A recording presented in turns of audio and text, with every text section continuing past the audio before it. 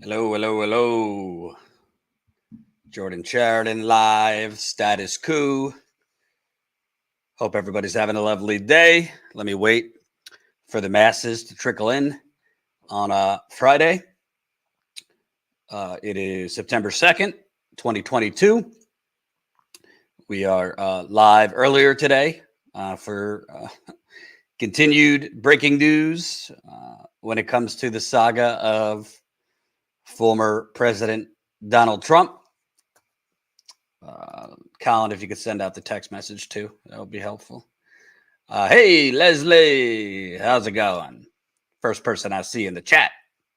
I wasn't going to go live today, but every day, there's more stuff with this Trump and the Mar-a-Lago raid, and honestly, we'll poll it, but I don't see a scenario at this point where I don't see it. I don't see a scenario where Trump isn't prosecuted. Convicted, there's another story. I don't see a scenario where Trump isn't prosecuted because it gets worse and worse. And what was just released this morning by a judge clearly shows that the former president and or his attorneys lied to the FBI and Department of Justice. Hello, Jordan Jedi says, afternoon, you shaggy man. Why, thank you. In truth, I haven't showered yet. That's the truth. Just Preet says, who cares? I mean, I think the former president who might run again, having, 11,000 government documents in his hotel, 27 classified documents in his office, I'd say that's a bit of a news item. I would say. I just hope he will not be able to run again, Lorelei says. Jordan, another channel, Audit the Audit, YouTube channel. Might check it out. Thank you. Email me about it. I'll check it out. Smash that like button. We got the thumbs up right under the live stream. The more people that press like, the more people that will see this very live stream. Share this live stream. That makes a big difference too. Super chats are very, very welcome. I will read them at the end. We also have some coverage announcements for Labor Day, so stay tuned for that. Yesterday, we got more information on what came out at Mar-a-Lago. We got more information as far as court documents that were unsealed pertaining to Donald Trump's lawyer having certified to the FBI that they had returned everything. We learned that Donald Trump's lawyers refused the FBI, wouldn't let them look at the boxes that were in the storage area at Mar-a-Lago.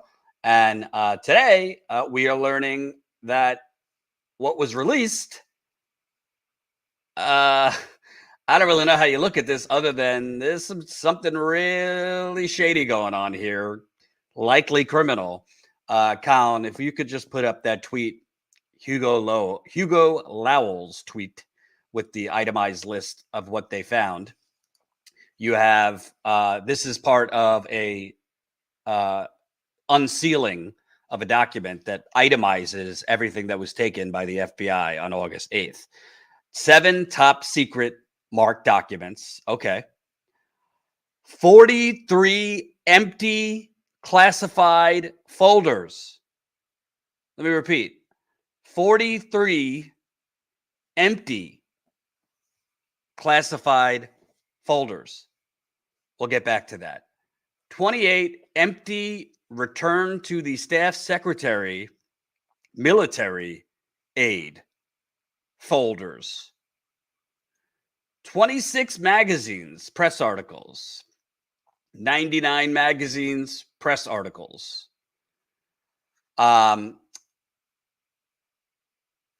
43 empty classified folders. Maybe he took the classified documents to the beach by Mar-a-Lago. Who knows? That's just staggering. That's just absolutely staggering. Let me look in the live stream, Doc, how I broke this down. Colin, let's show the tweet that starts false statements charge coming right up. So this is pretty important here. And then we'll click on the Ryan Goodman part of that. So many documents with classification markings found by the FBI in Trump's Mar-a-Lago office, which points more directly to his knowledge and handling of them. Plus, Trump's lawyers told the FBI no other records were stored in his office. So when we click on that, we see in his office, this is Trump's office, one U.S. government document with secret classification markings, two U.S. government documents, photographs with classification markings, two U.S. government documents with confidential classification markings, 15 U.S. government documents with secret classification markings, 7 U.S. government documents with top secret classification markings. I mean, what the hell did Donald Trump have all these documents at his office for? And then when you click on the right part of that tweet, after producing the red weld, what that's describing is when Donald Trump's lawyers handed back on June 3rd, when the Department of Justice and FBI came down to Mar-a-Lago and met with Donald Trump's lawyer, they handed back a folder with like red weld around it that had classified documents in it. The counsel for former President Trump represented that all the records that had come from the White House were stored in one location, a storage room at Mar-a-Lago, and that the boxes of records in that storage room, hold on, and that the boxes of records in the storage room were the, quote, remaining repository of records from the White House. Counsel further represented that there were no other records stored in any other private office or other location at the premises. So that's what you would call lying to the FBI, lying to the Department of Justice. And by the way, can I just say, and smash that like button. We got almost 200 people watching, but only 86 people have pressed that like button. It is Friday. It's a little too early to start drinking. 12:30 on the East Coast. Maybe we'll start at 1 o'clock, 2 o'clock. I'm also working on my book, which I've realized drinking whiskey really gets me in the zone to creative writing. Yes, I am working on a book about my Flint reporting. The tentative title is The Real Watergate. The Real Watergate. Inside the biggest government cover-up of the 21st century. We also have been covering the Mississippi water crisis. So definitely Jackson, Mississippi. So definitely check out those interviews I've done. And we're going to be covering something on Labor Day, which I'll announce in a little bit. Colin, can you come on for a second? Can you imagine, and welcome back, Colin had a much deserved vacation. Can you imagine for a second, and I'm not a fan of Obama, but can you imagine for a second if the Obama had, let's just say, 2 classified documents in his office in Chicago? What would be Fox News' response? It would probably be a complete meltdown over the next year or not more, just based solely on what we've seen in the past with things like the emails. This is just a physical version of the emails, essentially.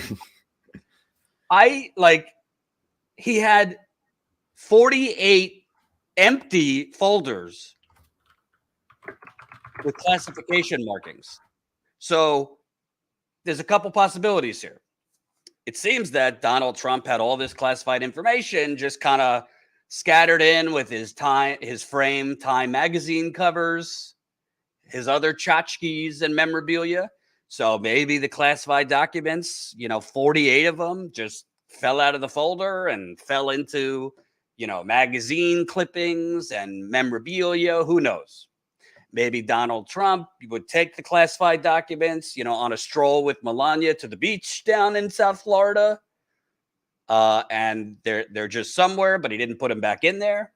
But I think what is very important here, and for those who say, well, Jordan, FBI bad, CIA bad, so you're propping up the FBI. I don't give a fuck about, abolish the FBI. I'm down with that. Abolish the CIA first. I think people are forgetting the CIA, in my opinion, has done a lot more damage around the world than the FBI. But the bottom line is the National Archives requested material back pretty much like beginning like over a year ago. Okay. Trump's people returned 15 boxes in January of this year. So 9 months ago. Obviously, he kept a whole lot more because they returned 15 boxes, but the government took back 11,000 documents as part of the raid on August 8th. Then he's issued a subpoena, which is is the least aggressive thing we could do. And it was sealed. Nobody knew about this subpoena to return everything. In June 3rd, a Department of Justice lawyer and FBI officials go down to Mar-a-Lago. They meet with Trump's lawyers. It's reported that Trump had actually came down, not like sat for the whole meeting, but like stopped in, right? The department, Trump's lawyers show the FBI officials a storage area and claim this is where everything is. There's nothing else. There's no classified documents or anything else anywhere else. The FBI says, can we look in these boxes? They say no. Right there is a crime. They lied to the FBI because as part of this list, they found 27 documents, 27 classified documents in Trump's office. If we could show the Caitlin Collins tweet, Caitlin Collins, CNN reporter. Investigators took 27 classified documents from Trump's Mar-a-Lago office, including 7 documents with top secret markings per the list. They retrieved 7 boxes in total from his office, in addition to what was taken from the storage room. So what's Trump going to say? Well, my lawyers lied. I didn't lie. Well, your lawyers are representing you, Donald Trump. And Donald Trump, you would presume, like, communicated with the lawyer before the lawyer signed a certification. This isn't the lawyer just verbally said, yeah, this is all we have. We've given it all back to you. And what we have left is in one area. She certified it in writing under a legal certification. We don't think that there was any communication between Donald Trump and the lawyer? Is the lawyer just freelancing? Okay, so then you get to why, presuming Donald Trump does some work in his office. I don't know what he's doing in his time post-presidency. Why would he have 27 classified documents in his office? Again, 7 documents with top secret markings. 7 boxes they retrieved from his office. Why do you have that in your office? These aren't like memorabilias and tchotchkes. Then, if you're in the intelligence community, you start wondering, who is Donald Trump speaking to? Right? Who does Donald Trump regularly speak to while he's in his office? Does he speak with foreign leaders? What are the classified documents he had in his office? Who comes in and out of his office? I mean, the rabbit hole is endless here. Where were these documents in his office? Were they in desk drawers that were open? Were there locks? Were they on shelves? Were they just hanging around under his cheeseburger and Diet Coke? He infamously loved eating cheeseburgers and a lot of Diet Cokes while in the White House. Take off if you're a right winger just watching in the chat and you're just outraged. This is a political plot. Listen, I'm not a fan of Biden. We'll get into Biden and his democracy speech later. Hint, we don't even live in a democracy.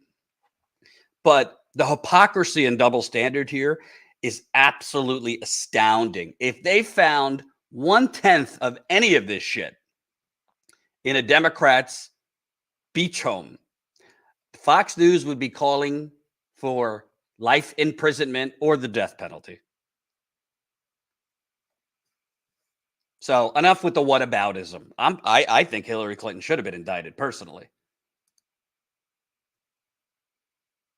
If we could show the Andrew Weissman tweet that starts breaking.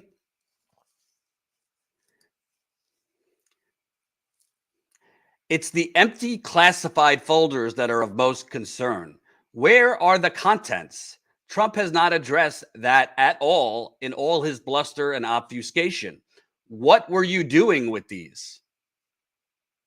I mean, it's kind of a black and white question.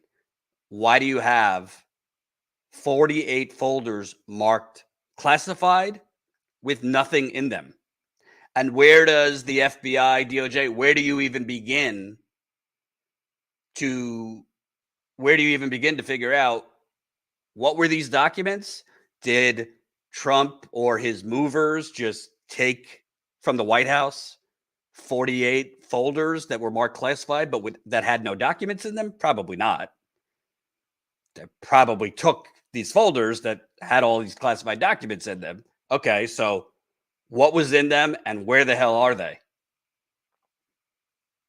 By the way, again, I'm not connecting dots, but it's important to note there in October 2021, reports came out that there had been an increase in U.S. spies that had been killed abroad. Let me repeat.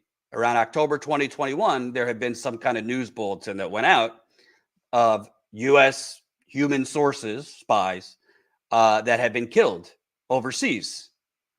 Trump takes all this in January 2021 when he leaves the White House. So, again, we're not like, there's no evidence here that the two are linked, but it is factual that there had been an increase in spies abroad that had been obviously identified by foreign governments and killed. Here you have 48 folders that are empty. Honestly, we live in the United Corporations of America, as you could see behind me. It is Labor Day, so get your United Corporations of America shirt in the StatusCoup.com store. They're selling like hotcakes. Go get them. Your United Corporations of America shirt in the StatusCoup.com/store, or your Fossil Fucker shirt, whichever you prefer. Plenty of great stuff in our store. But what I got to tell you, I at this point, I really see no scenario. I see no scenario where Donald Trump is not, at the very least, prosecuted. Ladies and gentlemen, we got him. Ladies and gentlemen, we got him. I'm sorry. I got to have a little fun. I mean, how do you not prosecute this man? It's not only that he had these documents. Clearly, his lawyers and he lied repeatedly to the FBI and to the Department of Justice. How does the Attorney General of the United States even have credibility if at the end of all this, you just come out and say, well, this was all like this was all just about transparency. We wanted the American people to know that the former president jacked top secret information, potentially nuclear program information, potentially got spies killed across the globe. But because, we don't want to ruffle any feathers or start a civil war, we're not going to prosecute him. I don't see that happening. I really don't. Colin, if we could show the tweet from Ryan Goodman. It starts with his office. It's a pretty good tweet thread.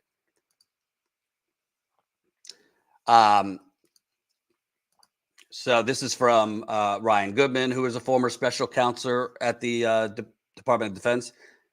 His office, many documents with classification markings found by FBI in Trump's office at Mar-a-Lago, which points more directly to his knowledge and handling of them.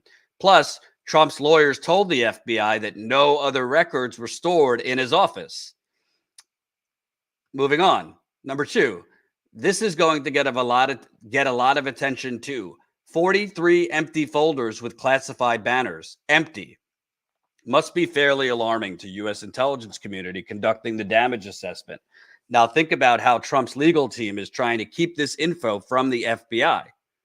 3, focus in on the empty folders with classified banners. 4, total number of empty folders. 48 empty folders with classified banners. 42 empty folders labeled Return to Staff Secretary Military Aid. The Staff Secretary Military Aid, you have to think some of those documents pertain to the military. I don't know what else you would infer from that. Colin, if we could play that CNN clip. Here is a former federal prosecutor reacting to all of these documents that were found. It is, in fact, more than 11,000 non-classified government's documents. That's the non-classified ones. As we just mentioned, there were more than 100 classified ones taken, and this is just during the August 8th search. So after the January moment when Trump and his team handed over some of the documents and then claimed they'd handed everything over. 11,000 government documents. Jennifer, I just have to ask you from a legal perspective, if you're looking into this for the possibility of a criminal case, an indictment, does volume factor into that decision? It does, because it tells you something about the egregiousness of the behavior, and it tells you something about intent. I mean, we already knew here that there was a lengthy back and forth between Trump and his team and the government, both the National Archives and, of course, DOJ and FBI, so that there's no question that he knew he was possessing these materials, the nature of them, that they needed to be turned over, and wasn't doing that. So that tells you most of what you need to know about intent. But it also matters, I think, that you're not talking about a handful of documents. You're talking about hundreds, thousands of documents. So it will matter to DOJ ultimately when they consider charging this, because, you know, it just goes to the egregiousness of the conduct and the intent. I mean, that's pretty much the most important thing, because Trump, I mean, really the only defense, and keep those super chats coming, by the way, I'll read them at the end. There's 2 or 3, well, maybe 2 potential defenses that Trump could legitimately have. Because obviously I waved the wand and declassified everything is bullshit. And as was pointed out in the Department of Justice's filing yesterday, Trump nor his lawyers made that declassification argument at all throughout the back and forth between the DOJ, FBI, and Trump's lawyers. That was never even brought up, that he declassified these things. The executive privilege thing is also nonsense, because the classified documents don't belong to you. They belong to the government. So there's really only 2 defenses that he could have. One, and I genuinely don't mean this to be funny at all. I actually heard this from a former federal prosecutor. One defense is just kind of insanity. Like, he truly believed these documents belong to him, that he's not mentally well. I mean, that could potentially happen. I know you might think I'm joking, but that's one. And 2 is obviously him just, it wasn't me. I didn't move these to Mar-a-Lago. I didn't know what was in them. I didn't know that they put them in my office. I had no dealings with them. So that's just, you know, blame it on the people under me. Blame it on my lawyers. Bad counsel. Nobody told me. Obviously, they were splattered in with other shit, so there wasn't any organized effort by me, Donald Trump, to take these documents or organize them or use them. Because look, you found them scattered everywhere. This was just a misunderstanding, and you know, I'll use a different moving company next time, right? That's one. But the thing is, yes, Joanna, these folders were not born empty. The thing is, maybe you could make that argument if you're Trump, like initially. But you then look at his lawyers wouldn't allow the FBI on June 3rd to look through the boxes in this storage area. Then his lawyers are certifying that we've returned everything, and what was there was always in one area. That connects to Trump. His lawyers aren't making these statements without speaking with their client, right? Trump is aware because there are reports that he stopped by this meeting on June 3rd between a DOJ lawyer, FBI officials, and Trump's lawyers. He's aware why they're there. He's aware that his team is certifying we've given you everything back. Presumably, he's in his office. He's aware that there's classified documents in there after they have told we've given you everything back. So it just does not jive at all. And I think there is clear evidence here that Trump was directly involved with the back and forth. Trump was directly involved with the back and forth, with lying that everything had been returned. Yeah. I think Donald Trump's in big trouble. Frankly, I think it's pretty unlikely at this point that he's not prosecuted. And also, Trump and his lawyers, I don't know if they're just stupid, but they seem to be insistent on continuing to admit to crimes. Trump continues to post on Truth Social, basically admitting to crimes. His lawyer, Trump is famous for just like putting lawyers or representatives on air, not based on intelligence, but based on he thinks they look. So he's been putting a female lawyer on. I don't know. Maybe he thinks she's just good on TV or good looking. I don't know. And she, in an interview, I think it was yesterday, kind of got caught up. First, she was saying that they're declassified. Then she acknowledged they were classified, but then quickly backtracked on that. I mean, if you look at his rantings on Truth Social, a lot of the things he's saying are acknowledging they were classified documents. Colin, I just sent you this, if you have it. This is from Lawrence Tribe. The possibility that Trump or someone acting at his behest removed classified material from the 43 now empty folders can't be overlooked. No doubt the FBI and Office of Defense National, I think that's the Office of National Intelligence, are looking at this very moment for what those folders contained. Yeah, that's what I was talking about earlier. Then you look at this tweet from Brandon Van Grack, if you have that, Colin. He was a national security lawyer. The next investigative step will be interviewing anyone who packed the Mar-a-Lago boxes to find out what was in these folders. So again, I mean, I'm not somebody who's just like, breathlessly believe whatever the CIA, the FBI tells you. Obviously, Russiagate, for years, I said this is nonsense. There's no evidence that Trump and his campaign organized or colluded with Russia. There was no evidence. Next defense, Jordan made me do it. Yeah. There was never any evidence of that. There was always evidence that Donald Trump had money laundered working with Russian oligarchs. If you live in New York or you grew up in New York, that's an open secret that Donald Trump had committed crimes of money laundering and got away with it, had committed tax fraud and got away with it, had inflated the value of his properties and gotten away with it, crimes that Deutsche Bank helped cover up as Trump's bank. There's never, Trump secretly worked with Russia. That was a Rachel Maddow fantasy and resistance liberals. But, I mean, presumably the FBI is not making up that they found 48 empty folders marked classified, 27 classified documents in Trump's office. I mean, that would be a pretty bold lie to make up, don't you think? Colin, if you could make a poll, I'd like to know now how many people watching. And we got 450 people watching. So smash that like button if you haven't. Share this live stream.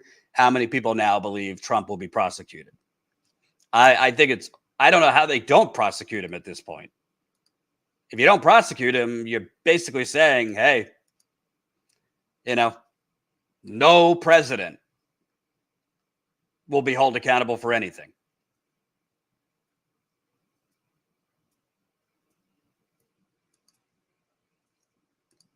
And this is another good one and good point. Yeah, I think Trump's in big trouble. I think it's probable that they won't charge him until after the midterms to make it, not look political or whatever. But I think he's going to get charged for sure. This is another good point. When you have it, Colin, this is from a former federal prosecutor.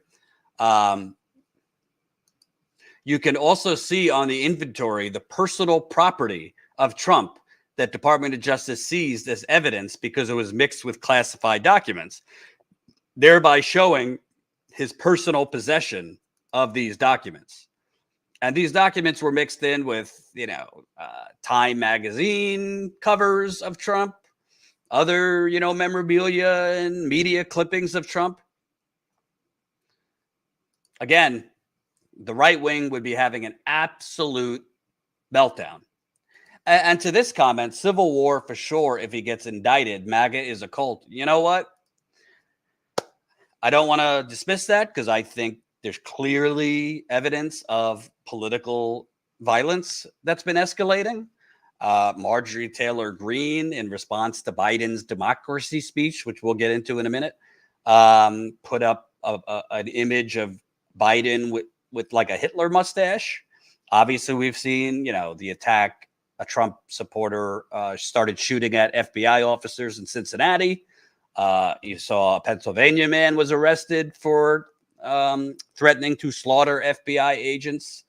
Arizona's FBI office was encircled by MAGA people. So obviously, this country right now is a real powder keg. And, I think Trump's support in large part is a bit cult-like. And frankly, on the left, there's some cult thinking too these days, which is a problem. But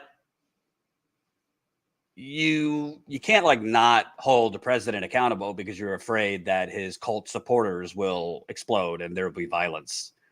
You can't do that. And these kind of comments, I just don't understand this thinking. No offense. So not the left, trust the FBI. This isn't about liking the FBI or trusting the FBI. I'm all for abolishing the FBI. Start with abolishing the CIA. If you look back in history, the CIA, in my view, has done a lot worse than the FBI. But the FBI also, I say tear them all down. But this isn't about trusting the FBI. I mean, these are documents they took from Trump's office. So either if you're making the case that they're just making this up, that the FBI is just lying about all the stuff that they found, I mean, that's an argument. I don't think there's any evidence. I think that would be one hell of a grand conspiracy. This isn't about trusting the FBI. I mean, do I think that the FBI, this was all staged, that they raided him and none of this stuff was there? That they're lying that they found 48 empty classified folders? No, I don't think. So I think people need to get out of this whataboutism thinking that there's a lot of popular YouTube hosts and tweeters and grifters who just gaslight people into let's not actually focus on this. Just what about it? So on Trump, we shouldn't care because FBI bad. On Trump, we shouldn't care because look what the FBI has done throughout history. I know this is a hard thought for some. Multiple things can be true at once. Right? The FBI, obviously, practically begged Martin Luther King to kill himself. They surveilled Martin Luther King. They sent him letters trying to get him to commit suicide. I think there's some reason to believe they were involved with his assassination. Obviously, what they did to Malcolm X. Obviously, what they did to the Black Panthers. Look at what they've done to Leonard Peltier. the longest serving political prisoner in America, a 77-year-old Native American man who has been imprisoned for 45 years for a crime he did not commit, that there's no evidence he committed. The FBI basically pinned it on him that he shot and killed 2 FBI officers in 1975 during a shootout at the Pine Ridge Indian Reservation in South Dakota. There's no evidence that he shot at FBI agents. One of the prosecutors who was involved in imprisoning Leonard Peltier came out later and said he should be released. We messed up, yet he's still in prison. So this is not like an endorsement of the FBI, but I mean, you got to call a spade, okay? You have to call a spade. So enough with the whataboutism. Like, at the end of the day, I think Hillary Clinton should have been indicted for mishandling classified information. I think a lot of fucking criminal bankers like Jamie Dimon, like the CEO of Goldman Sachs, should be in prison for their fraud that led to the fucking collapse of the global economy, led to millions of people being foreclosed on in America, led to millions of people who still have not recovered in the financial crash of over a decade ago. There's plenty of fossil fuel executives that should be in prison for poisoning our earth, poisoning our water, killing our animals, poisoning the air, lying about leaks. There's plenty of pharmaceutical executives who should be in prison. There's plenty of politicians who should be in prison. Hell, they're openly committing insider trading. Nancy Pelosi, the rest of them. So all of these things can be true, but please spare me. Oh, suddenly we trust the FBI? It's not about trusting the FBI. Either you think they're making all of this up, these are make-believe boxes, these are make-believe documents, or you don't. And if your argument is they're making this all up or they planted it on Trump, I don't really think you're a serious person. You're just a partisan cult member. And by the way, like, do you genuinely put it past Donald Trump? Do you genuinely put it past Donald Trump to use classified material as leverage for whatever the hell his goals are? You put it past Donald Trump if he feels that he might have criminal liability? Remember, there's like 5 or 6 investigations going on at once into Donald Trump. You have the Southern District of New York is investigating him and his real estate empire. You have the Attorney General of New York is investigating him. You have Georgia prosecutors who are investigating him. He's on tape. Find me 11,000 more votes. His charities are being investigated. The Department of Justice is investigating him over January 6th. You think you would put it past Trump if he's going to go down for any one of those things and say, some documents might have accidentally fallen in my desk. If they got in the wrong hands, that would be pretty bad, wouldn't it? You put it past Trump that he might have these documents for those reasons? You put it past Trump that some of these documents could be used for other reasons?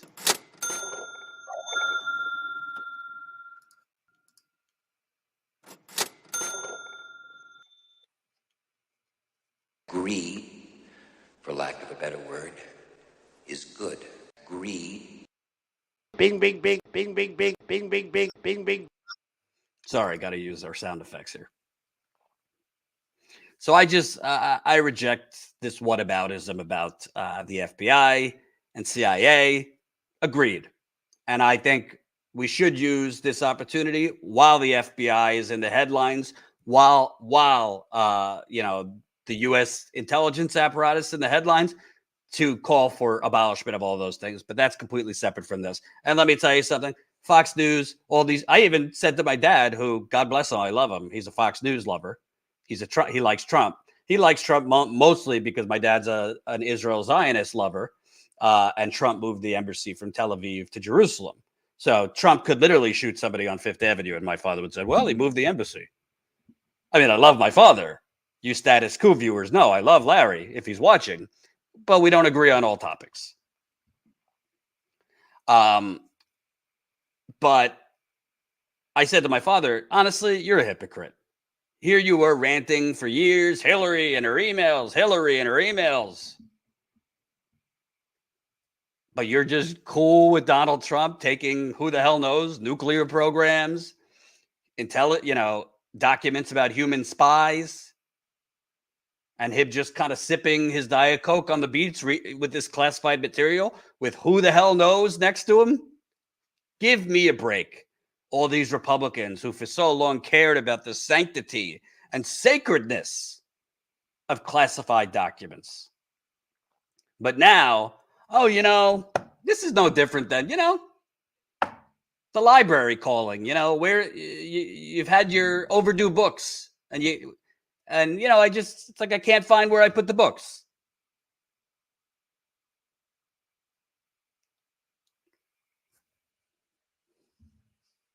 How did my dad respond? By changing the topic. We had a long drive because we were driving up to Massachusetts to visit some of his family. My dad, whenever I bring this stuff up, very good at changing the topic. He changed it actually to Hunter Biden. That's his new thing, Hunter Biden. Who, by the way, Hunter Biden should be in prison too. So this is no like Biden fan club here. Can you imagine if I was the son of the president and I'm vice president at the time and I'm making $50,000 a month from a Ukrainian oil company for no reason? Not to mention the other stuff with Hunter Biden. Please, if it were you or me, we'd be in prison. The key would be thrown away.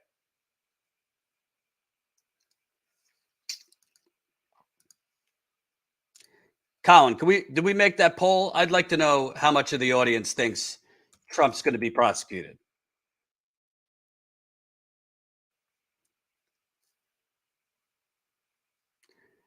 And also, here's the thing. When you have 48 folders marked classified that are empty, I think that's what they're talking about when they have written in these court filings that this is an ongoing, active criminal investigation. What are these documents that were in these folders? Where the hell are they? I mean, this could be much, much bigger than we think. And to this I say, Jordan used words like maybe, could be, I think, which means all this man's assumptions are based on speculation. Let's just wait until the facts come out. Politics as usual. I mean, the facts are coming out. This is not speculation. I mean, this is an itemization of everything that was taken from Trump. The facts are facts, as I reported the other day, on Trump's lawyer certified that everything had been returned. All classified materials had been returned. That's a fact. We read the certification yesterday. Trump's lawyer refused to allow the FBI to inspect boxes that were in the storage area. That's a fact. It's in the court filing, unless you think the FBI is making that up. Trump's lawyer said everything was in one centralized area, in a storage area. Factually, that's a lie because they found 27 classified documents in Donald Trump's office and 48 empty folders marked classified. So this is not speculation. I mean, these are all facts. Now, it is speculation. Where the hell are these documents? What was Trump doing with them? Of course, I don't know. But it's not speculation. Donald Trump has committed crimes throughout his real estate career. All you got to do, Google Donald Trump money laundering mafia, New York City real estate. You'll be busy for hours. You'll be busy for hours.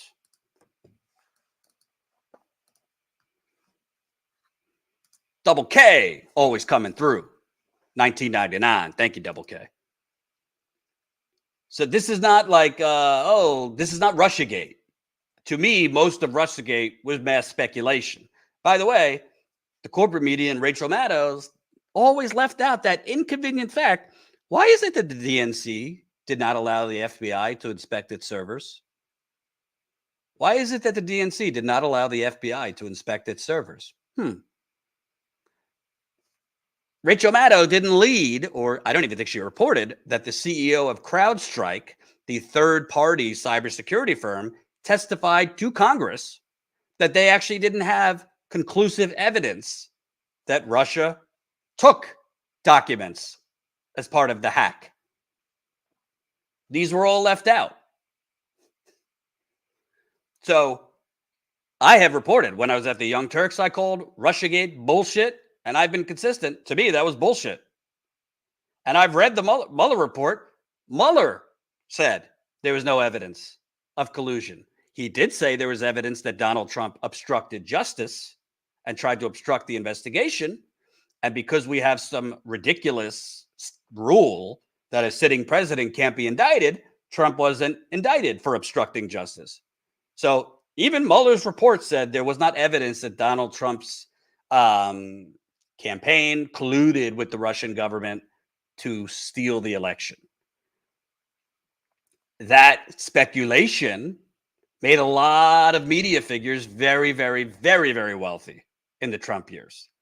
Made a lot of normally boring pundits very, very popular among resistance liberals who woke up chanting the walls are closing in on Donald Trump. But the media didn't want to cover Trump's actual crimes related to Russia, which were out in the open. Trump had committed money laundering through Russian oligarchs dating back to the 1980s, his father as well. The reason that Trump was slobbering over Vladimir Putin and always crediting him and, giving him big wet kisses and hugs was because, as Don Jr. publicly said, Russia and Russian oligarchs were their biggest customers. Russian oligarchs buy up a lot of Trump's properties in Miami and elsewhere. So, yeah, maybe I don't want to piss off the president of Russia, who himself is a Russian oligarch, and all the Russian oligarchs are in bed with Vladimir Putin. It was always business. It was a much simpler explanation than, oh, they secretly colluded with Russia.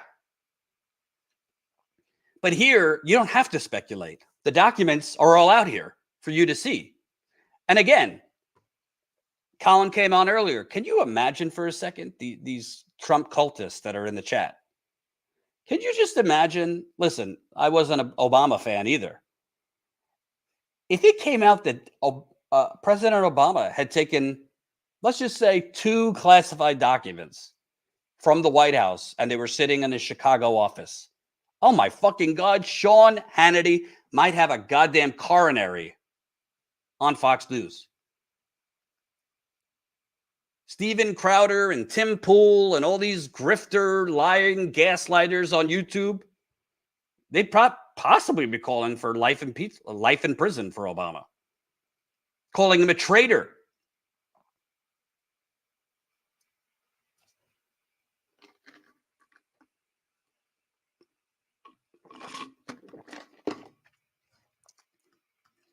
So there is no, shall we say, intellectual consistency among these right-wingers. And I got to tell you, I think it's very likely at this point. I'd be shocked if Donald Trump was not prosecuted. Colin, did we do the poll yet? I'd like to poll. Yeah, I posted the results in your chat there. Oh, look at that. Hold on. 63% say Donald Trump will be prosecuted. 36% say no. So sounds like the people are with me on this. Yeah, I don't. And also you have to think of American history, right? What can I say that's not going to get me in trouble with YouTube? So for all of you watching, and we got 500 people watching. Only 392 have pressed the like button. I need every single person to press that like button.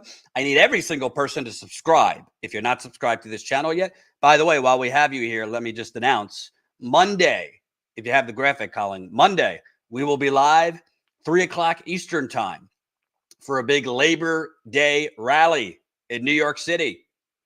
Christian Smalls, Amazon workers, Starbucks workers. I think there's going to be folks from Trader Joe's that are unionizing. They're going to be in Times Square in New York City live. Before, they're going to be stopping by Jeff Bezos' penthouse apartment in New York City. They're going to be stopping by Howard Schultz, the CEO of Starbucks, little penthouse suite in New York City. And then they're going to Times Square. We will be live covering that rally because we are live on the ground covering what the corporate media covers up. So we will be live covering that at 3 o'clock Eastern. I hope if you're on the beach on Labor Day, if you're at a barbecue, whatever you're doing, you'll tune us in at 3 o'clock Eastern time to watch that. Please support us as a Status Coup member. Now that Colin's back, I think we're going to do our members call next week. So we have a monthly members call with our Status Coup members. So sign up, statuscoup.com/join. Become a member for as low as $5 to $10 a month. It makes a huge, huge difference. That's how we fund the on-the-ground reporting. That's how we fund the new hosts that we have hosting. Tina now has a show. Kim Brown has a show once a week. So please, please support us as a member, statuscoup.com/join. $5 a month equals 16 cents a day. $5 a month equals 16 cents a day. So I hope you'll sign up as a Status Coup member. And if you sign up as a member, we'll shout you out while we're live. Why I think Trump's going to be prosecuted, and we are going to move on to Biden's democracy speech. Why I think Trump is going to be prosecuted is very simple. If you look throughout United Corporations of America history, because we do live in the United Corporations of America, there's one constant. Number one, if you piss off the CIA and the FBI, watch out. Even if you're the president of the United States. Hint, hint, CIA and JFK. Hint, hint, the CIA and JFK. CIA, the generals were very pissed off that JFK did not invade Cuba during the Cuban Missile Crisis. The Bay of Pigs, the CIA lied JFK into the Bay of Pigs, if you remember. But the generals, the CIA, were very pissed off that JFK had the sense and the leadership not to invade Cuba and start a war during the Cuban Missile Crisis. Okay? Then it came out that JFK wanted to basically strip the CIA of its power. Then it came out that JFK wanted a reapproachment with the Soviet Union at the time and Cuba and Fidel Castro. Wanted to basically end the Cold War. Then it came out that JFK wanted to remove troops from Vietnam. Right? And we all know what happened to JFK. And if you read enough books, if you watch documentaries, we all know it wasn't just Lee Harvey Oswald. I'll leave it at that because on YouTube, it's dangerous to tell truths like this. So we know throughout history, if the CIA, the FBI, you ruffle their feathers, you piss off the generals, you piss off the military-industrial complex, ooh, you're in trouble. Let's just move it to the most recent decade, right? Obama, I can't really credit him for much. I think Obama had a historic opportunity to be the 21st century version of FDR, and instead he tried to compromise with Republicans. He did more for Wall Street than Main Street. He doubled down on Afghanistan. He gave us rump roast in the form of a Republican healthcare plan. Credit to him for getting bin Laden. He deserves credit for that.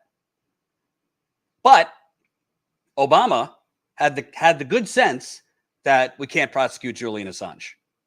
We can't prosecute Julian Assange because of what they called the New York Times problem. Meaning Julian Assange basically did what outlets like the New York Times, the Washington Post do all the time. They get classified documents, and in the public interest, they publish them. Daniel Ellsberg. Hell, the New York Times partnered with WikiLeaks on a lot of the Iraq war logs. So Obama had the good sense, yeah, we cannot prosecute Julian Assange. We might hate him. Democrats might think he played a role in Hillary losing. He didn't. Hillary lost because she ran a shitty campaign. She had no economic message. She pulled her volunteers out of Michigan. She didn't even campaign in Wisconsin. Hell, Bernie Sanders did more campaigning for Hillary Clinton in August of 2016 than Hillary Clinton did for Hillary Clinton. She was in the fucking Hamptons fundraising most of August 2016 while Bernie was schlepping around America for her. But still, the resistance blames Bernie. But Obama didn't prosecute. And what happened? Trump gets in there. The CIA and FBI, who have a fucking scorching, seething hatred for Julian Assange and WikiLeaks, because Julian Assange and WikiLeaks had the audacity, the unmitigated gall to expose the United States war crimes in Iraq and Afghanistan. They see a useful idiot is president now, Donald Trump, that he'll just go along to get along.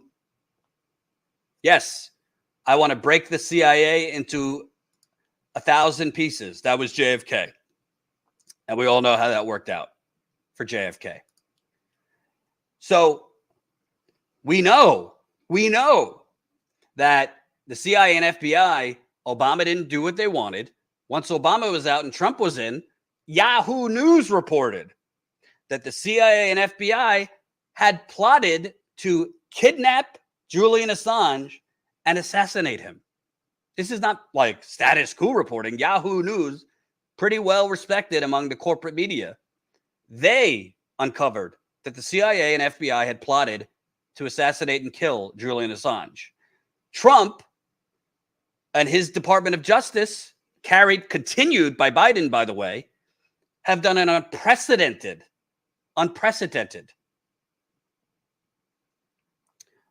prosecution of Julian Assange using the Espionage Act when they have no evidence that Julian Assange did anything.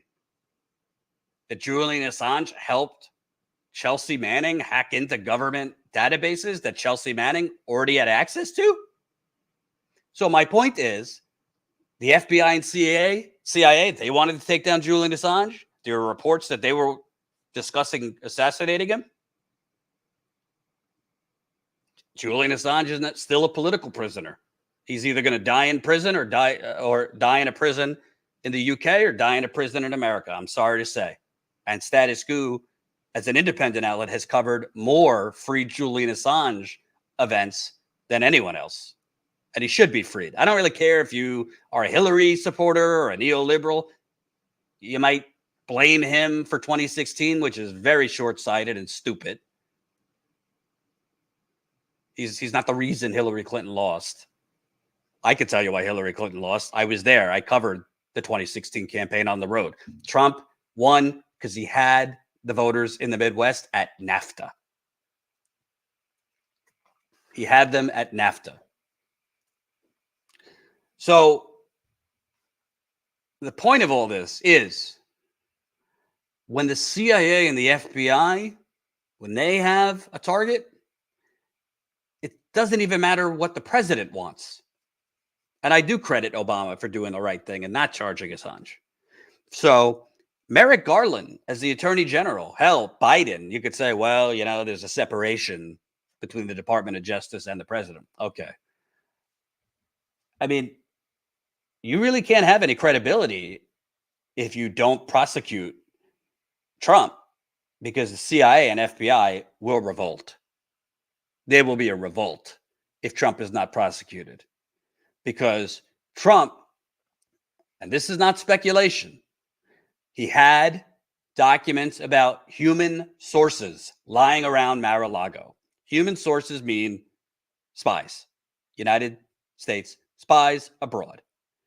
That is sacrosanct and sacred to the United States military-industrial complex, is keeping the identity of spies hidden for their safety, for their family's safety. Donald Trump, by all appearances, had military program information about military programs in these documents.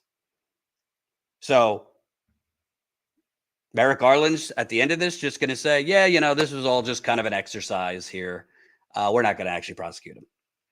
We just wanted to be transparent that, you know, the former president and potentially the next president, if he runs again, which I think he will, just jacked all this classified information, potentially put U.S.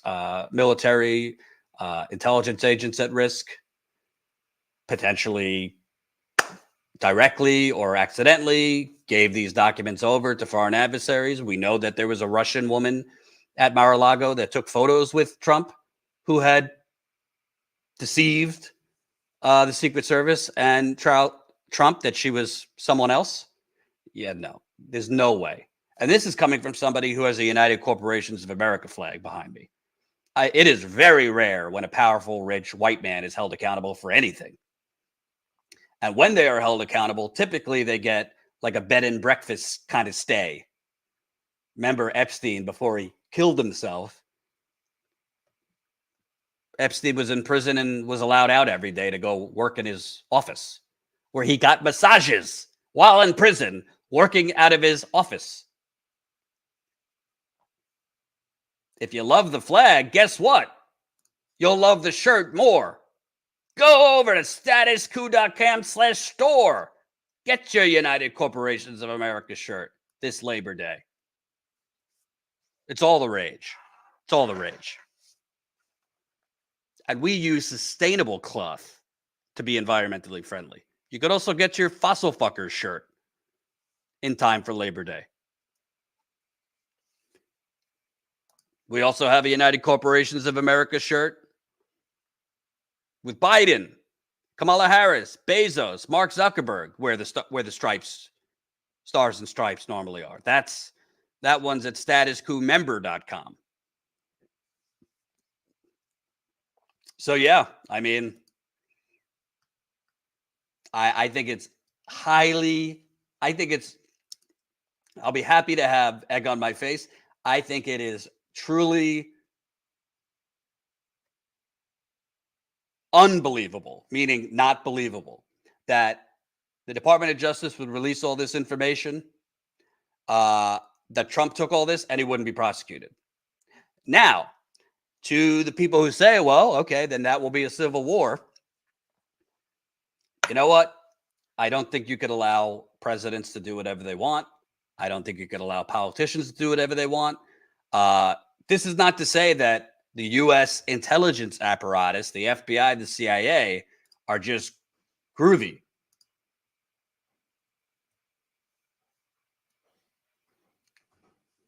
But this isn't about whether the FBI or CIA should exist. I'm down with getting rid of all of them. This is about Trump thinks he's above the law. He's a dangerous person. And frankly, like I've said forever, while covering the Flint water crisis and cover up, if people aren't held accountable, that's the playbook for the leaders after them. Whether it's the president or the governor or the mayor or the city council or the fucking county PTA. If other people are not held accountable, then the leaders that come after them will do whatever the hell they want. Let me read some comments before we move on to Biden's democracy speech. Go Jordan. Is the assumption that he removed the files from the classified folders? I think the answer is we don't know. We don't know. We don't know if they came empty. I doubt that. Whether he removed them, whether they fell out, who knows? And that to the intelligence community, that's the scary thing. Cheryl, you aren't invited to come to Canada? Okay. I don't know what I did to piss you off, but I actually am partially Canadian. My grandpa was born in Montreal, and I love Canada. But sorry if you're mad at me about something. This is interesting. Hizzle, what was the $2 billion deal with Kushner from the Saudis based on? It's very interesting. Jared Kushner made a $2 billion deal with Saudi Arabia. That's a good point. Jedi, I'm not a Democrat and certainly not for the Republicans. I am a Jordan supporter. Why, thank you. Yeah, Jedi, this is kind of like the lizard brain. This is my problem with tribalism and what the internet and what certain grifting YouTubers who claim to be leftists have done. They have made people believe, and they've created this lizard brain mentality that if you cover Republicans critically, that means you're a Democrat. By the way, I voted for Jill Stein in 2016. I voted for third-party candidates several times. If you don't ignore white supremacy, if you don't ignore the rising threat of fascism in the United States, if you don't ignore this story with Trump and you cover it, that you're somehow a Democrat. And then on the other side, if people come to the channel because they see the Trump coverage, they then get pissed off when in the next story you cover Biden critically or you cover the Democrats critically, because we basically have a country that for a long time has just been team blue or team red. And if for the few people that say they're all fucking corrupt, because trust me, it would have been a lot more profitable for me, for Colin, for Status Coup if we picked a side. If we were rah-rah team blue, if we were rah-rah Russiagate, if we were rah-rah, did 50 videos on Trump every week for the last 5 years, oh my God, we'd probably be at like a couple million subscribers at this point. Or if we just sold out and we became right-wing grifters, like some people on YouTube have become that call themselves leftists. And, all we did was 24/7 Democrat stuff. And if we started, kind of winking and nodding at Marjorie Taylor Greene and others, we'd blow up too. It's a lot harder to kind of just call them all corrupt. It's a lot harder. It's a lot harder to call out corruption, white supremacy, actual threats to democracy from all sides. So that's what we do. If you don't like it, too bad. And keep those super chats coming. I will read them at the end. Let's move to Biden's democracy speech. Because it's kind of funny to me that Biden is doing a speech on democracy. I hate to tell everybody, we don't actually have a democracy. We haven't had a democracy in a long time. Number one, you can't really say you have a democracy when the actual winner of elections that got the most votes does not win the election. So you can't really call yourself a democracy. You can't call yourself a democracy when you have this convoluted electoral college system. You can't call yourself a democracy when primary elections are rigged, because the Democrats do rig elections just on the primary side against progressives like Bernie Sanders. You can't really call yourself a representative democracy when you have studies that came out in 2014, for example. There was a Princeton study that came out that literally 50 to 60% of the time, the legislation that is passed is the will of the donors and the elite. And only 4 to 5% of the time, the popular will of the people. So policies that have overwhelmingly popular support of the people pass 4 or 5% of the time. That Princeton study in 2014 said the U.S. was an oligarchy. So a lot of people kind of wax poetic. A lot of people kind of like wax poetic that democracy is a threat and all these things.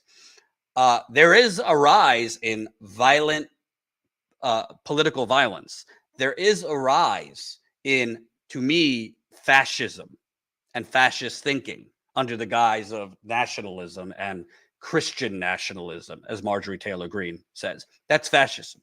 There is a rise in violent conspiracy movements. But to say it's a threat to democracy, you would have to actually understand what democracy really means. But putting that aside for a second, let's hear some of what Biden had to say. And democracy are under assault. We do ourselves no favor to pretend otherwise. So tonight, I've come to this place where it all began to speak as plainly as I can to the nation about the threats we face, about the power we have in our own hands to meet these threats. Too much of what's happening in our country today is not normal. Donald Trump and the MAGA Republicans represent an extremism that threatens the very foundations of our republic. Not every Republican, not even the majority of Republicans are MAGA Republicans. Not every Republican embraces their extreme ideology. I know, because I've been able to work with these mainstream Republicans. But there's no question that the Republican Party today is dominated, driven, and intimidated by Donald Trump and the MAGA Republicans. And they're working right now, as I speak, in state after state, to give power to decide elections in America to partisans and cronies, empowering election deniers to undermine democracy itself. They tried everything last time to nullify the votes of 81 million people. This time, they're determined to succeed in thwarting the will of the people. We are not powerless in the face of these threats. We are not bystanders in this ongoing attack on democracy. This is a nation that respects free and fair elections. We honor the will of the people. We do not deny it. Blind loyalty to a single leader and a willingness to engage in political violence is fatal to democracy. So I want to say this plain and simple. There is no place for political violence in America, period. None, ever. I believe in the give and take of politics, in disagreement and debate and dissent. We're a big, complicated country. But democracy endures only if we, the people, respect the guardrails of the republic. Only if we, the people, accept the results of free and fair elections. Only if we, the people, see politics not as total war, but mediation of our differences. You can't love your country only when you win. The cynics and the critics tell us nothing can get done, but they're wrong. There is not a single thing America cannot do, not a single thing beyond our capacity if we do it together. The darkness of Charlottesville, of COVID, of gun violence, of insurrection, we can see the light. Light is now visible. Light that will guide us forward. The MAGA Republicans believe that for them to succeed, everyone else has to fail. They believe America is not like I believe about America. I believe America is big enough for all of us to succeed. And that is the nation we're building, a nation where no one is left behind. We can't afford to leave anyone on the sidelines. We need everyone to do their part. All right. Speak up, speak out, getting. So, you know, that all sounds wonderful, doesn't it? He even had, you know, the Marines behind him as a political prop, which I think is a little distasteful. That all sounds wonderful. And I agree with President Biden on several parts of that. And keep those super chats coming, by the way. We're going to read them at the end. Thank you so much. A lot of generosity out there. And please, please continue signing up. We just got a new Status Coup member. Welcome. Melanie just signed up as a Status Coup member. And Raul just signed up as a Status Coup member. So that's 2 new members. Keep signing up. As a reminder, we're going to do our members only call next week. So every month we do a call with our members through Zoom. So that's always a lot of fun. If you sign up as a member, you'll get the email with the Zoom link. We do it at 7 o'clock Eastern at night. So that's 4 o'clock Pacific on Zoom. If you don't want to be on camera, you could just mute your video and listen. You know, we take your questions, comments, concerns, all that good stuff. We usually go for about an hour or 2. So I agree with him. Let me address the parts I agree. There is no place for political violence. And to be clear, I don't even think Republicans are really even like subtly calling for violence anymore. I mean, Trump has openly said, wink, wink, you know, there will be a lot of angry people if he's indicted.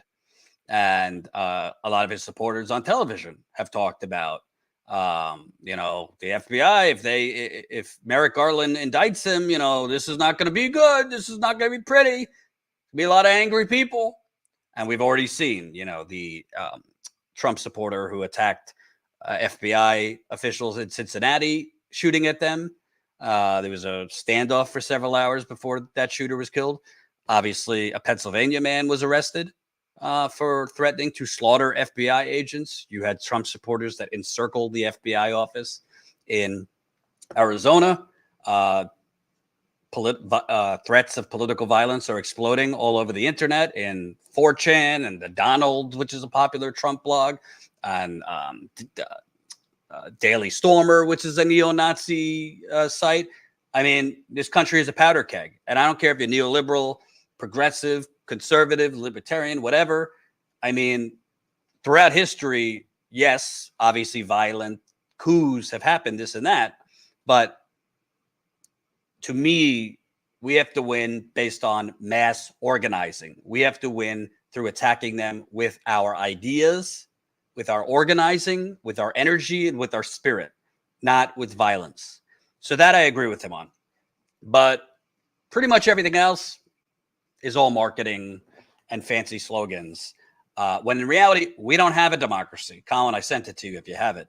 I mean, this is the study I was talking about. Study, U.S. is an oligarchy, not a democracy. From Princeton. The U.S. is dominated by rich and powerful elite. So concludes a recent study by Princeton University. This is not news, you say, perhaps, but the two professors have conducted exhaustive research to try to present data-driven support for this conclusion. Here's how they explain it.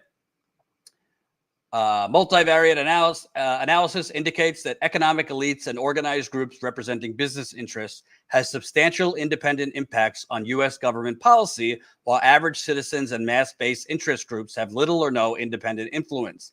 In English, the wealthy few move policy while the average American has little power. The two professors came to this conclusion after reviewing answers to 1,779 survey questions asked between 1981 and 2002 on public policy issues. They broke the responses down by income level and then determined how often certain income levels and organized interest groups saw their policy preferences enacted. Quote, a proposed policy change with low support among economically elite Americans, 1 out of 5 in favor, is adopted only about 18% of the time, they write, while a proposed change with high support, 4 out of 5 in favor, is adopted about 45% of the time. On the other hand, when a majority of citizens disagree with economic elites and or with organized interests, they generally lose. Moreover, because of the strong status quo bias built into the U.S. political system, even when fairly large majorities of Americans favor policy change, they generally do not get it. So, for the most part, this waxing nostalgia for democracy and, you know, the rule of law generally comes from like MSNBC type viewers, resistance liberals, people who live in the suburbs who are generally comfortable, people who Flint, Michigan, out of sight, out of mind, as far as that the water is still toxic. Homelessness exploding all over the country, out of sight, out of mind. People being evicted throughout the country because real estate developers have bought local city governments, out of sight, out of mind. Democracy. Elections being stolen in the primaries, out of sight, out of mind. Remember Iowa and the app malfunction? And Pete Buttigieg coming out and declaring himself the winner with zero results reported? Well, that's not really a threat to democracy. The DNC in 2016 literally working behind the scenes to help Hillary Clinton and beat Bernie Sanders. That's not a threat on democracy. The Iowa caucus in 2016, where Hillary Clinton was beating Bernie Sanders by 1/10 of a point, not even a full point, 1/10 of a point. All the networks called it for Hillary Clinton. You think they would have called it for Bernie Sanders is if he was beating Hillary Clinton by 1/10 of a point in the Iowa caucus? Bernie Sanders looks like he's, if it's football, on the 5-yard line to become the Democratic nominee in 2020. He wins Iowa. He wins New Hampshire. He crushes in Nevada. And the corporate media, like the bat signal had gone out from the Democratic establishment for a week, have an epic meltdown at the thought of Bernie Sanders winning.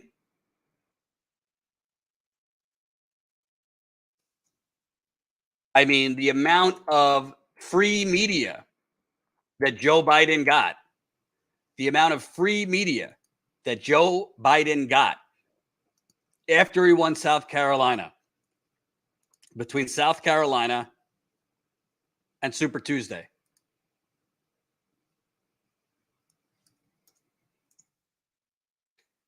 I think he got $72 million, the New York Times had reported, in free media between all the networks and all the papers, doing, a pep rally for Joe Biden so that after he won South Carolina, he could defeat Bernie Sanders. And obviously Obama got everyone to drop out, Pete, Amy Klobuchar, and consolidate around Joe Biden. Now, some of you might say, well, Jordan, that's just politics. It might be dirty, but that's politics. That's not stealing an election. Well, I think that's a pretty thin line. Then let's just look at what that Princeton study said. Let's look at one policy, Medicare for all.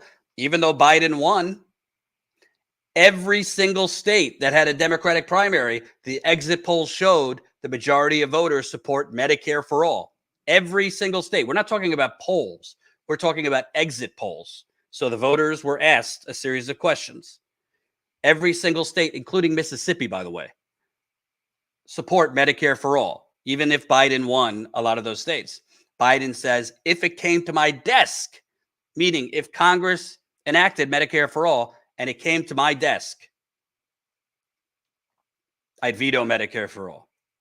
So a lot of people think of democracy with like warm and fuzzy feelings and have a view of what a democracy is. I have traveled this country for 7 years. I've been to 35 or so states, more cities. I've been to major urban cities. I've been to rural America.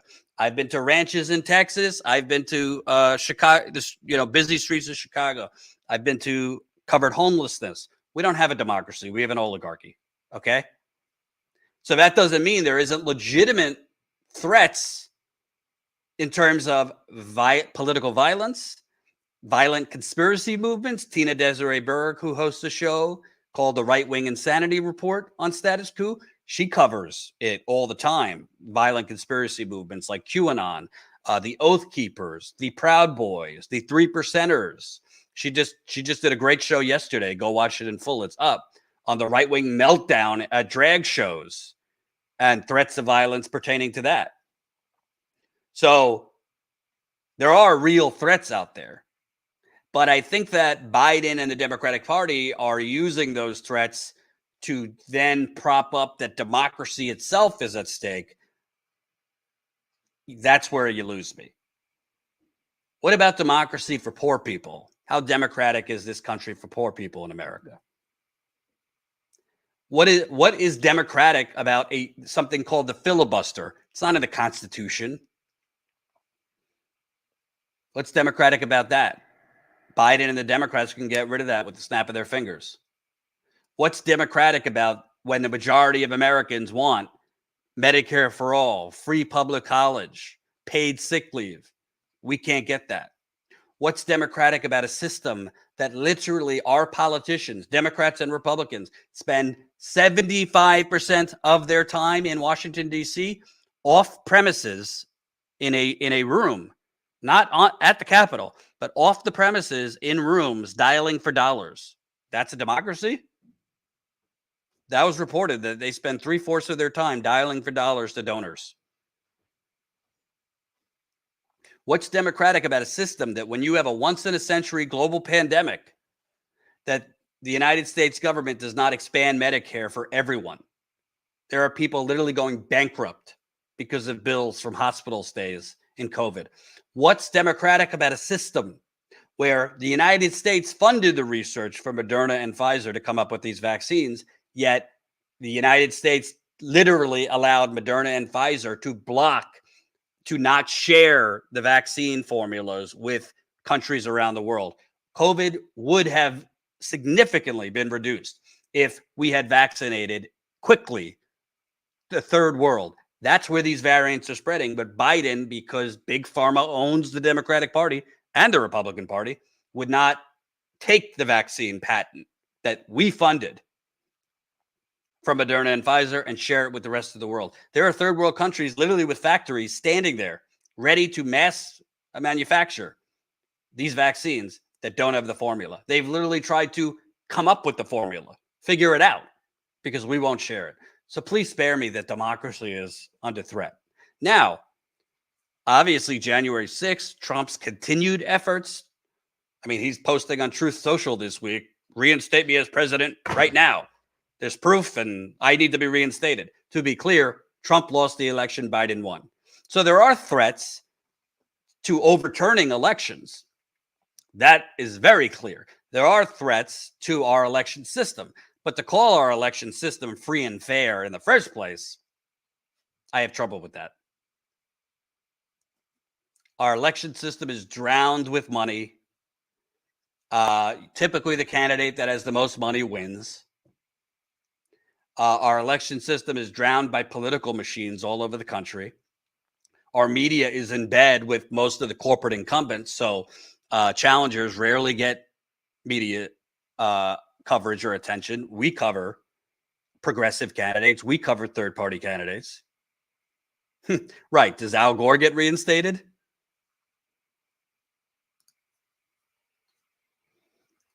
So I have a hard time with all this talk about democracy. So on the political violence, I'm with you.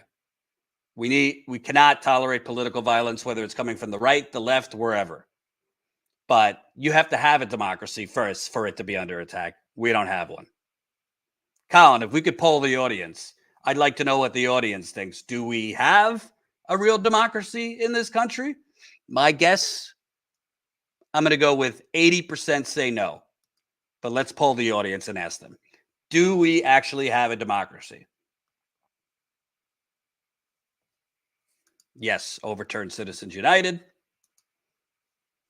And Gore did have his presidency stolen. Whatever you think of Al Gore, they literally stole that election from Al Gore. So as Liz Cheney is up there, ranting about democracy is under threat, Liz Cheney had no problem, none whatsoever, about being complicit.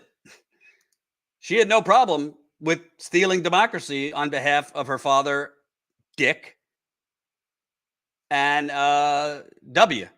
She didn't have a problem with that. But now she's worried about democracy. So please. Wow, I'm wrong. 95% say we don't have a democracy so far. 95% we don't have a democracy. I thought it would be about 80. Now we're at 93%. We'll read the poll once we get more votes. Make sure you vote in the poll. It's at the top of the super chat. Let me start reading some super chats here. Tanrin, $5. Thank you, Tanrin. Double K, $19.99. Thank you so much. Humorous, $50. I missed you yesterday, Double K. I even asked about you. Nobody had heard from you. Hope you're doing good. And Jordan, I was on a site the other day that said the reason that people are mad is because of independent people like you. Yes, a lot of people get mad at people like me because I'm not all team Democrat and I'm not all team Republican, and I call them all corrupt. So when I cover the Republicans critically, leftists get mad at me. Oh, you're a Democrat because you're covering Trump or Republicans critically. It's this lizard brain bullshit thinking. We have one party. It's the corporate party. There are some things that the Democrats are much better than the Republicans are, and I don't think it's controversial to say. But that doesn't mean I'm team Democrat. The Democrats are corrupt. If you watch this channel, I'd say 70% of the time we're calling out Democratic corruption. It's not breaking news that Republicans are corrupt, but I don't think you could ignore the growing white supremacy movement within the Republican Party, the growing conspiracy movement within the Republican Party, the growing efforts to overturn elections. Because not just January 6th, Republicans are trying to get rid of the election officials across various states that certified the election for Biden and went against Trump and replace them with Trump loyalists so that they could actually steal the election without having to storm the Capitol in 2024. Double K, 1999. Love Colin. We all love Colin. Thanks again, Double K. Humorous, $5. Sable Miner's not cheap. Just didn't have expendable cash on hand today and was a little shy, so I helped out. Thank you, Humorist. Chris, $5. During your Black Lives Matter coverage, right-wing trolls came in every stream. They're back because you're covering Trump crimes. Losers with no life or paid trolls. I think members of a cult. I think cult members. And if you would have asked like anyone in New York in like the 1990s, if 20 years later, like Republicans would think Donald Trump is their populist cult leader, people would have called you crazy. Donald Trump is a billionaire. He doesn't care about working class people. He doesn't care about the people that are donating millions of dollars a day. I'm getting all of Trump's emails. He's sending fucking 20 emails a day, and he's making bank off of these people, probably for his legal defense. Steven, $20. The Republicans also dropped the Hillary stuff as soon as Trump won, and people never called him out on it. What happened to lock her up? Exactly, because it was all a campaign issue. Just like they don't give a shit. They didn't have an actual concern about the sanctity of classified information or private servers. Clearly they don't, because they're standing for Trump and just pretending, oh, this is just some, misplaced library books. Over 27 classified documents found in his office, 48 folders, empty folders, marked classified. TA, $50. Thank you so much. Thanks for everything, Jordan. Can you look at the toxic water exposure on Naval Air Station Whidbey Island in Washington State? Navy has been using AFF firefighting foam since the 1960s and 70s. I was stationed there from 2004 to 2008, and I just found out. Can you email me that so I don't forget? info@statuscoup.com. But this is something that has happened all over the country where they found toxic chemicals in drinking water from naval bases that use this firefighting foam.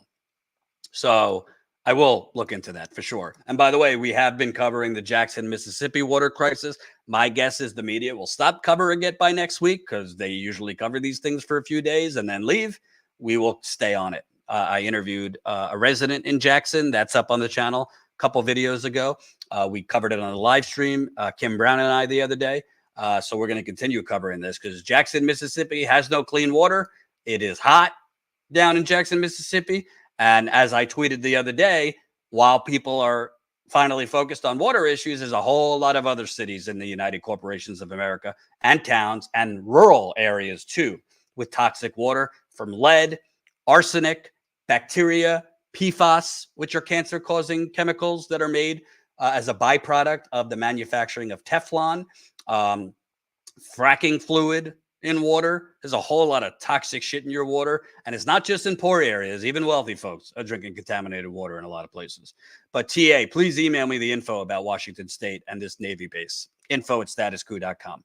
SR Warner, $10. Keep at it, Jordan. Mini Wachoni, you are a rock in that river. Peace, man. Mini Wachoni to you. Water is life. I've always wanted to go back to Standing Rock to follow up and do kind of like a After the Rock kind of series and speak with people from there. Sadly, some of my sources from Standing Rock that I was close with have died since Standing Rock, but maybe one day we'll do that. Humorous, another $10. There's no such thing as Democrats and Republicans, only we the people, by the people, as those folks. I agree. And for all these people wanting a third party, I'm with you. But to be clear, they ain't going to make it easy.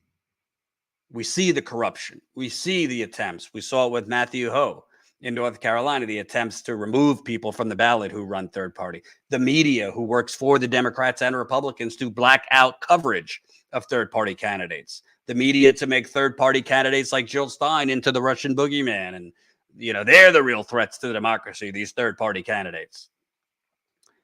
The poll, do we have a democracy? 90% say no, 9% say yes. 98 votes. All right, folks, I got to go work on my book. We will be live. Well, we're not going to be live, but we will have a stream at 5 o'clock Eastern. I interviewed one of the leaders of the Amazon labor union. If you don't know, Amazon is also not a fan of democracy because they have been contesting the historic victory of the Amazon labor union in Staten Island. They have been fighting it. They have been contesting it for months. And the National Labor Relations Board yesterday just ruled overruled Amazon's objections and said that Amazon needs to recognize the union, which would be the first unionized Amazon workforce in America. And now Amazon is saying they're going to appeal again. So Amazon is delaying, and trying to stop the certification of the union in Staten Island. And then we're going to have kind of a mashup of all of our labor reporting of over the last year or two. The strikes that we were on the ground for, the union organizing that we've covered. So we're going to have that at 5 o'clock Eastern. Reminder, Monday, 3 o'clock Eastern, Labor Day. We will be covering the major Labor Day rally in New York City. Christian Smalls and a lot of other workers are going to be there. I'm hearing there might be hundreds of people there. So we'll be live at 3 o'clock Eastern on YouTube. Don't rely on YouTube to notify you. Make sure you join our text list, statuscoup.com/text, statuscoup.com/text. So you'll get a text message when we're live. It is free to join our text list. Sign up as a member. That's how we grow. That's how we cover things on the ground. We'll have other videos posted this weekend too. I also interviewed a UPS worker who was illegally fired for union organizing. So we'll have that up on the channel too. Thank you guys for watching this live stream. I hope to see you back at 5 o'clock Eastern. Don't just watch when it's Trump. We got to watch for the union movement. We got to watch when workers are being attacked by companies like Amazon. So tune in at 5 o'clock Eastern. Thank you for watching. We'll see you then.